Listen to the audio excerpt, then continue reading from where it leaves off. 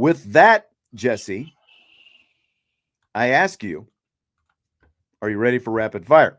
I am. I thought I was running out of air, but let's keep it going. All right. See how much air we can pump back into this room now. Longtime NFL writer Doug Farrar was asked recently about comparisons between Jeremiyah Love and former Boise State running back Ashton Genty. Here is what he says, quote, I think Jeremiyah Love will be a great back in the NFL, but he's not Ashton Genty. I'm sure there will be those comparisons, but they're ill-advised at best, and that's not a slam on Love at all, end quote. So, Jesse, who do you see as the best comp for Jeremiyah Love? So I guess I'm just curious of, why he thinks they differ, just because of style of play, or he's not going to be as Yeah, good. it's more style of play. Like he went on and was kind of saying like you see some Emmitt Smith type stuff, like with Ashton Genty, Okay. for example, like maybe a little bit more built. And I'm not saying that Jeremiyah Love, and I'm not trying to put words into his mouth as well, but not saying that he is not built to run between the tackles, because we've obviously seen that he can. But I think Genty is more that guy than Jeremiyah Love is. So I think a really good comparison for Jeremiyah Love, I bet you're not even going to guess where I'm going to go with this. I think he kind of plays like Jahmyr Gibbs, but Jahmyr Gibbs is a bit smaller. I'm going to go with actually Bijan Robinson at the end of the day. I think he plays just really dynamic, explosive, good vision, good cuts, good out of the backfield, that breakaway home run speed. I think his game really compares well to Bijan Robinson. I think Bijan Robinson is a good one, and you're right. I didn't see you going there. It's funny that you started off by saying that like you went down the Jahmyr Gibbs path, and that's the one that I go with. And I think you're right. Like I think that Jeremiyah Love is a little bit thicker, like probably somewhere taller, between lengthier, not as compact. Yeah, but like speed wise, it's there, and I think that there's probably between Jahmyr Gibbs and Saquon Barkley, as someone through Chief Brody says Barkley, and he has no idea what he's talking about. But I would kind of like that would be kind of my mix, because of the mix of speed and physicality, and I think that especially with Jeremiyah Love, again, I wouldn't go as far as Ashton Genty's physicality, because he is a little bit more, low center of gravity and a little bit thicker, like a guy like Emmitt Smith. But he all, like Genty doesn't have the wiggle like a Barry Sanders, for example. Like for Jeremiyah Love, though, because of like the things that he can do, and like especially when you watch the hurdling and you think about Saquon Barkley's hurdling, and then like you look at Barkley's speed, you look at Jahmyr Gibbs' speed and all that kind of stuff. Like I think those two guys, Gibbs and Barkley, are more the ballpark. But I like the Bijan Robinson as well. That's not a bad one either. I can live with that. Fill in the blank. It's blank that there's no Shamrock Series game for Notre Dame this season. It's lame. It's lame and lazy. I love the Shamrock Series games. I think it's really cool when they play at the different venues and play inside the NFL stadiums. Like it just, to me, puts Notre Dame on that national stage a little bit more. And if I were a fan that was financially well off, didn't have a wedding and all that stuff, and a bachelor trip, and all kinds of expenses, I like going to those type of games. So I just, and the recruits like it too. And we've talked about this before. As much as some people think some of these things are painfully excruciating and lame and boring. Like recruits love coming to an NFL stadium, being on the sideline, watching Notre Dame. Like it's just all part of the experience. So I have to go with lame. Yeah, and like the way it worked out, I guess it's kind of cool that Notre Dame is hosting Boise State, because they're they were a playoff team and all that last year, so you can say you hosted a playoff team. But it feels like between Boise State and Arkansas, one of those games was begging to be a Shamrock Series game. Now, there's nothing you can do about Arkansas because it's their home game this year, and you might remember that 2020 Notre Dame was actually supposed to host Arkansas that season, so that would have not that it would have been a Shamrock Series game, but like it just again, like it feels like Arkansas would have been a natural, but it's their road game. But then you have Boise State, and that feels like a really like that would have been a great Shamrock Series type opportunity at someplace. Whether like maybe you did it in Dallas, even though maybe Dallas is kind of run its or Arlington, it's run its course a little bit because of the fact that Notre Dame's ended up playing there so much between the 2013 Shamrock Series game and then a couple of playoff appearances there. But Denver, like Boise State and Notre Dame in Denver, like would have been like a unique situation. So I agree. Like I think it really stinks that there's not, because I like seeing the alternate uniforms and what they do with the Shamrock Series uniforms and all that kind of stuff. So it's just fun being a fan of that stuff, Yeah, very unfortunate that they weren't able to work one in this year. And no, there are actually zero. Someone was asking about neutral site games. There are 0 neutral site games this season for Notre Dame. Nada, none. Zilch. Don't ask about it. So Notre Dame women's basketball coach Niele Ivey was a guest on the show yesterday, and I asked her about Cassandre Prosper, who's heading into her 4th year at Notre Dame. She looks really great right now as well. She's come back stronger and really working on her game this summer. And I think for her, again, she's been here 3.5 years, came here early enrollee. She's been a part of the program, and unfortunately had a chance. She sat out a season, so she learned a lot by sitting out, having that hunger and motivation to be back. And then last year, having a successful, healthy season. I'm looking for her also to be that core piece for us. Asking her again to be a strong leader, to be consistent, being that voice for us, kind of showing everyone that's new the way that we do things. And she's really mature. And it's been awesome to kind of see her maturity. How she is right now. You can just tell she's an upperclassman. She knows who she is. And she's doing a really great job of leading as well. It's fun seeing that leadership from a lot of different faces that were normally the ones that we're following. So it's great to see her step up in that leadership role as well. All right, so there's Niele Ivey on Cassandre Prosper. Fill in the blank. Cassandre needs to blank this season, Jesse. Cassandre needs to average a double-double this season. Ooh, man, that's pretty lofty. Well, it's not lofty at the end of the day. It's not? It's not. She averaged a little under 6 points and 3.5 rebounds last year. That feels pretty lofty to me for a player who hasn't really come close to that kind of production yet. Okay, so double-double might be a little bit of stretch. I'm thinking more or less, like 12-5 might be a more reasonable ask. But look at her freshman season; she averaged 5-4. Her sophomore season only played 5 games, and then last season she did appear in 34 games, averaged 22 minutes, and like you said, was right around the 6-4 mark. I just kind of need at least double the output in points. I'd like to see her be someone who's averaging 15 points a game, and getting north of 5-6 rebounds a game. If we're talking about someone who needs to complement Hannah Hidalgo's game and the potential to, I made the bold prediction that they were going to go to the Elite 8 this season.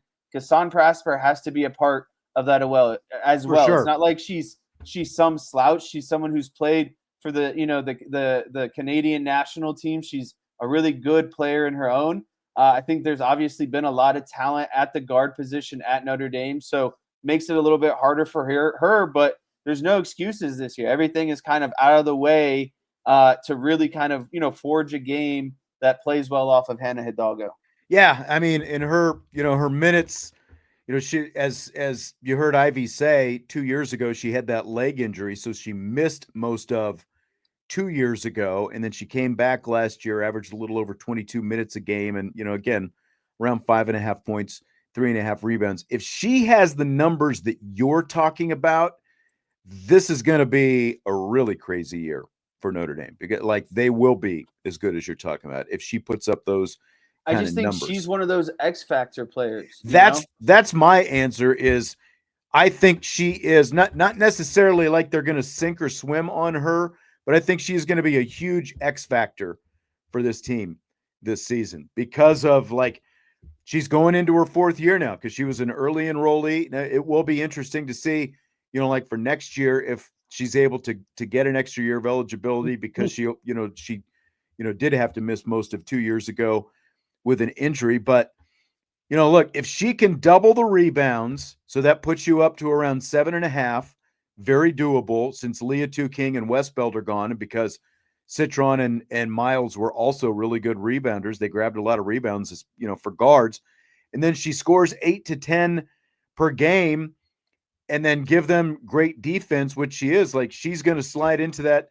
Like they're going to be in really good shape if she can give them just that kind of production, you know, a little bit over 25 minutes per game. Got to improve the 3-point shooting. That was she was only down around 21% last year. She's got to get that well up, you know, closer to 35%. I would imagine that's something she's worked on. But again, great defender. And like they lose Citron, so they lose their best, you know, like lockdown type defender. But they get, on ball. Like they get KK Bransford back and they have Citron, and you throw in Hidalgo as well. And that's not even mentioning De Jesus, you know, like all plus defenders. This could end up being like them and Duke, the top 2 defensive teams in the ACC this season. And they were already a really good defensive team last year. They can be one of the best defensive teams, I think, in the country this year. With Hannah Hidalgo, with the lofty, you know, expectations that we're talking about, player of the year and that sort of stuff, you got to have someone able to kind of man the ship when Hannah is getting doubled, you know, maybe has a bit of an off night, whatever it might be. You got to have someone who can also kind of take over. And I think that you just need, you know, maybe that's some KK Bransford as well in there. But I think Notre Dame has to have, they don't necessarily have to be, you know, like Olivia Miles or Hannah Hidalgo good, but you just need those solid kind of mid-tier on the verge of elite players, again, to complement the head honcho's game. And I think that's really where, you know, Cassandre and KK Bransford are going to come into play. Yep, for sure. For sure. You know, like getting KK back is going to be really big. And I'll be curious to see kind of what her improvement looks like as well. Cause like when you looked at Miles, when she missed that season due to injury, she came back and was a really good 3-point shooter last year after it was just kind of so-so the year before that. So like, I'll be curious to see like how much KK has been able to kind of work on that aspect of her game and you know, maybe gain a little bit more range because she can slash and get to the hole. Buellsfield Financial Services asks if I think Ian Premer is the first #1 recruit from Kansas to Notre Dame since Dick Bushka in 78 and Mike Bushka in 79. I would think so, because like the first thing I thought of when I thought about guys from Kansas was Jafar Armstrong, and I don't know where he was rated in the state of Kansas. I would imagine it would have had to have been, well, the thing is, he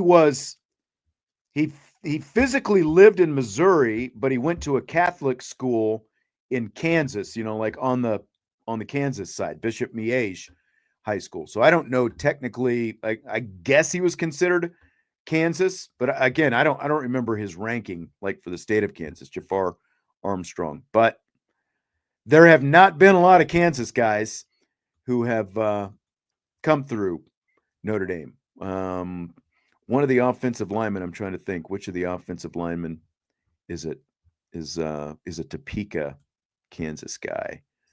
No, who is it? We'll be here all day. Joe Otting. Topeka Hayden. Hayden is the Catholic school in Topeka. There you go. Buellsfield. Got it. Joe Otting. Yep. I have a feeling Buesfield is from Might be a Kansas guy. Like you want to just tell us where you're from? What part of Kansas? Come on. Kind of feels like it since he knows all the Kansas Notre Dame research off the top of his head. But yep. Wellington. Okay. That's by Wichita, right? It is. What would that be? East of Wichita. Yeah. All right. Awesome. Fill in the blank. It's blank that Aaron Rodgers says this will be his last season in the NFL. It's very Aaron Rodgers. By the way, Michael Armstrong, says Jafar was number one in Kansas. Okay. It's very Aaron Rodgers-esque. Like that, like everything he does these days is just so Aaron Rodgers. Like we care that he has to get out in front of it and announce that it's going to be his last season. So it can be this dramatic and Aaron Rodgers last season. And I just think it really, tempers expectations. All of the announcers are just going to, just jumble it up the whole, Aaron Rodgers, he might not be great, but look at what he accomplished during his career. Like it's just going to be painful. And I wish he could just simmer off, right off into the sunset, but he's going to find a way to make it about, all Aaron Rodgers. About Aaron Rodgers. And that's it. I mean, it's kind of amazing that he's even where he is right now, like that he's made it this far, but like it's got to end eventually. The guy still has an arm, but he's got no legs, and that's what happens with these guys as they get older. Eventually their legs come out from underneath them. And it's just time. But the thing with Aaron Rodgers is he loves the attention, so like, what's he going to do without this attention economy that comes with being Aaron Rodgers and going on this show and, dangling out there every 5 minutes, is he, isn't he, and all this different kind of stuff. Like that's what it comes down to with him. So the fact that he's saying it out loud, he probably just, again, wants the attention of people talking about him, saying that this is going to be his last year, but is what it is. Wellington is actually south of Wichita. I had my geography. What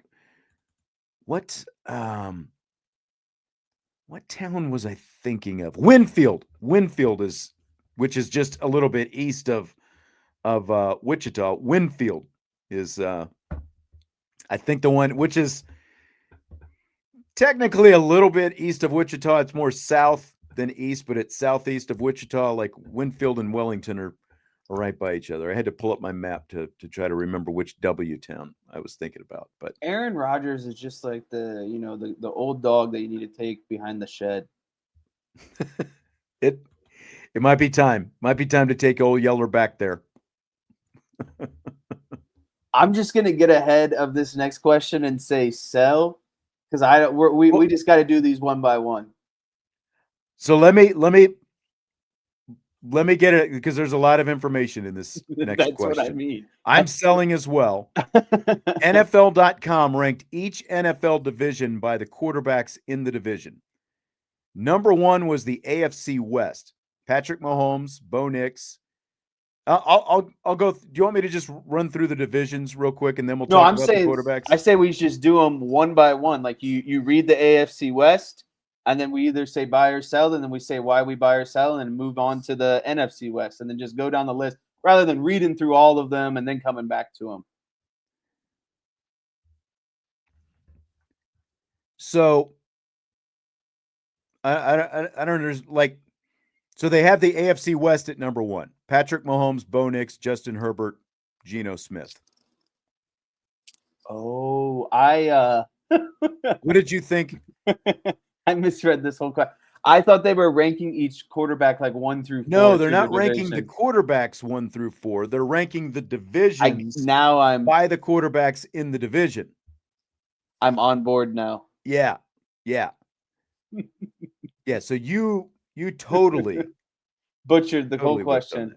Yeah, exactly. So the AFC, so I'll go ahead and read through them.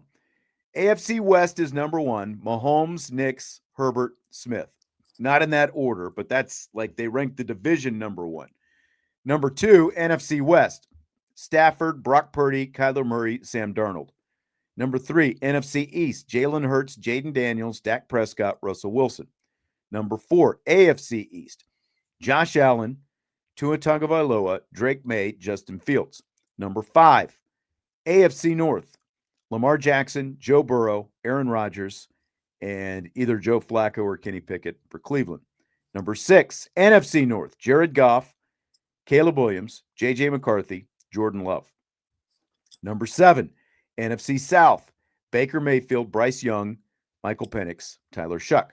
Number 8, AFC South. C.J. Stroud, Anthony Richardson, or Daniel Jones, Cam Ward, Trevor Lawrence. Those last two, probably the last three, I agree with. 6, 7, and 8. NFC North, NFC South, AFC South. Yeah, I agree. I mean, you could get into semantics. I think the NFC South is worse. I think I would take C.J. Stroud over Baker Mayfield, and I think the rest, like outside of, you can't tell me Baker Mayfield outweighs Bryce Young, Michael Penix, who barely played half a season, and Tyler Shuck, who's never played a full season, who are assuming to be the starter. And, you know, I still would take C.J. Stroud, Daniel Jones, and even Trevor. I know Trevor Lawrence has had a rough go of it, but C.J. Stroud and Trevor Lawrence are more talented than anything the NFC South's got going on. I get it, semantics, but yes, let's just kind of start there and then work. You know, that leaves 5 divisions left. Here's my issue. I think we're going to say the same big issue. They have the AFC North at number 5.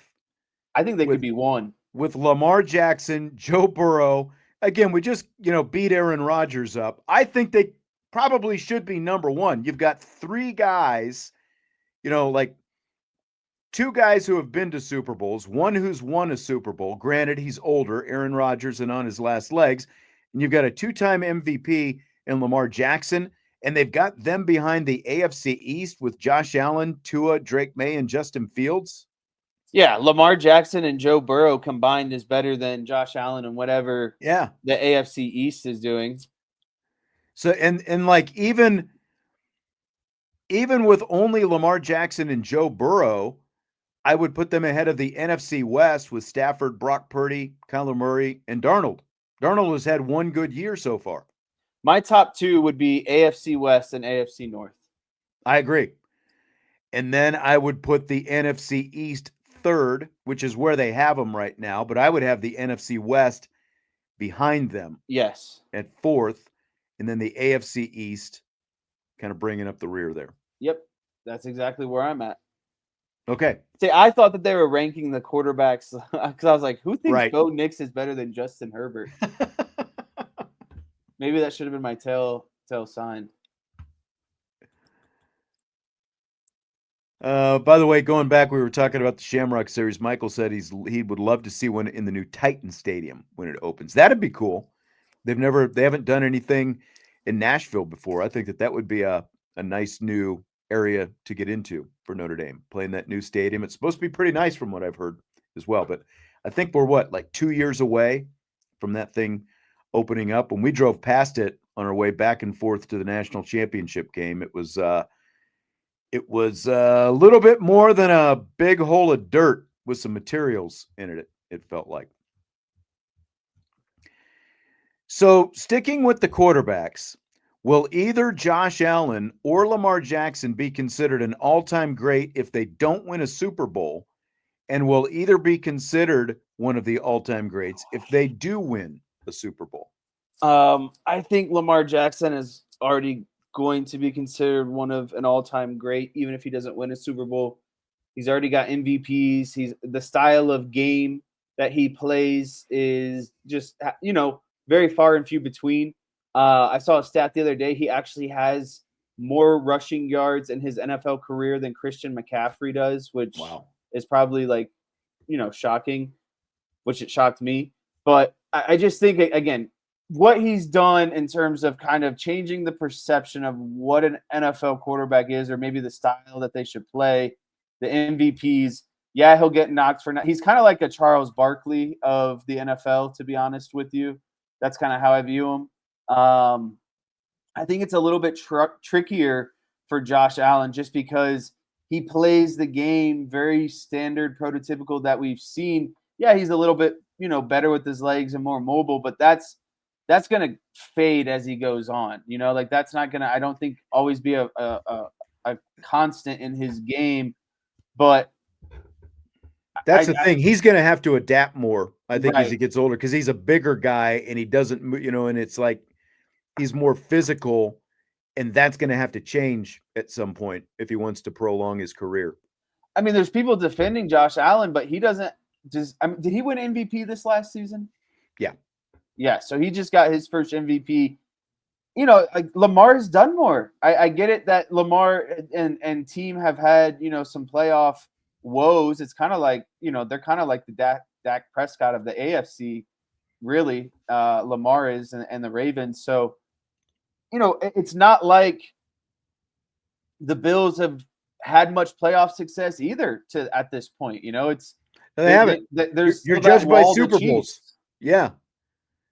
Like at this point in their careers, Lamar Jackson's won more MVPs, and neither of them has even been to a Super Bowl. So Right. like trying to say one is like Swang Dong saying Jackson is a playoff choker, Josh Allen is the man. And I realize that Josh Allen predominantly has been beaten by, Patrick Mahomes in Kansas City, but at the end of the day, that's what you're judged on. Are you winning those games or not? And you can't even get to a Super Bowl. Joe Burrow beat Patrick Mahomes. I think the way to answer this question is winning a Super Bowl has a bigger impact on who and their career and legacy. I think it's Josh Allen because of I do too. Because of what Lamar Jackson has already done, and again, the style in which he plays. Lamar Jackson is much more unique because of the style that he plays with. And also, look, this is a guy that a lot of people wanted to make a wide receiver coming out of Louisville. They weren't, most of the league wasn't even sold on the fact that he could be a quarterback, but give John Harbaugh credit because he drafted him. Remember when he had Joe Flacco as the quarterback, and he changed his whole offense, and they've been nothing but, a perennial playoff team since Lamar Jackson has been there. I mean, and look, Josh Allen has done great things for Buffalo because they went 20 plus years with a playoff drought before Josh Allen, and he's got him to the playoffs as well. But I just think that Jackson is more unique, and a Super Bowl win would do much more for Josh Allen's legacy than it would even for Lamar Jackson's, because Jackson he's going to end up being, like the top rushing quarterback in NFL history when it's all said and done. And the question for both of them is ultimately going to be, can either one of them beat Patrick Mahomes at the end of the day? That's what it's going to come down to. Final question for you tonight. A guy they held, have you seen any of the stuff from Fanatics Fest that they held in New York last week? Some stuff. I saw some bits and pieces. So there was a guy at Fanatics Sports Fest in New York last weekend. He had tattoos of Derek Jeter and Home Alone on his leg. It was the Home Alone newspaper, and it had like the mug shots of the two guys who broke in to the house. It was like a wanted poster or something like that, but it was like supposed to be a headline on a newspaper. So it had Jeter and Home Alone, the guy had tattooed on his leg. So if you were going to have tattoos of one player and one movie, what would they be? So this is going to be very interesting, I think, oh crap. I'm trying to bring up a picture. There it is. Okay. So I can share my screen. So I don't think you have any idea where I'm going to go with either of these, which makes this pretty fun. I guess I'll start with rationale, and I'll start with the sports one. I have to go with what are memorable moments, right? Like I'm not just getting some random tattoo put on my body. I would have been more inclined to, like, my answer easily would have been something Notre Dame related had they won the national championship this past year, but they didn't. Cowboys haven't done anything in my lifetime. Notre Dame hasn't done anything in my lifetime outside of last season, obviously, losing a couple national championships. The Cubs, however, did win a World Series back in 2016. And so I'd have to get an Anthony Rizzo tattoo. Okay. I like that. Anthony Rizzo. What would your Probably movie like be? him going like this after he Yeah, caught that's what I was thinking, like raising his arms in the air. Yeah. And maybe, like, because I don't know who jumped on him first, but maybe you could involve, maybe like the pile to some degree. The movie, I thought this would be fun. I always have a hard time thinking of movies on the spot. That's what makes these questions really hard. I actually went with, I think, one of a movie you and I have watched many times. So I hope that you're thinking what I'm thinking here. I'd go with this scene from Pulp Fiction. Nice. Iconic.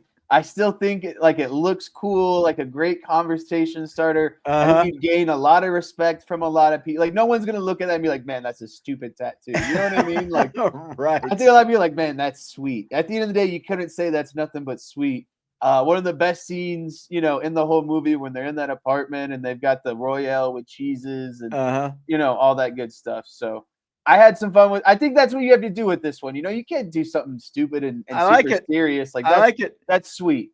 That would be mine as well. Mine would be Pulp Fiction. It would be Jules Winfield, one of the arguably. Wait, you really went Pulp Fiction as well? I did. And I couldn't decide like would it be because there's one where it's like one I've seen, not necessarily a tattoo, but a photo where he's like, you've got Jules, and like you see him holding the gun out. Either that or like when he's making the face and he's drinking the soda, washing the burger down with the tasty beverage, like that one. As they're sitting in the diner. Yeah.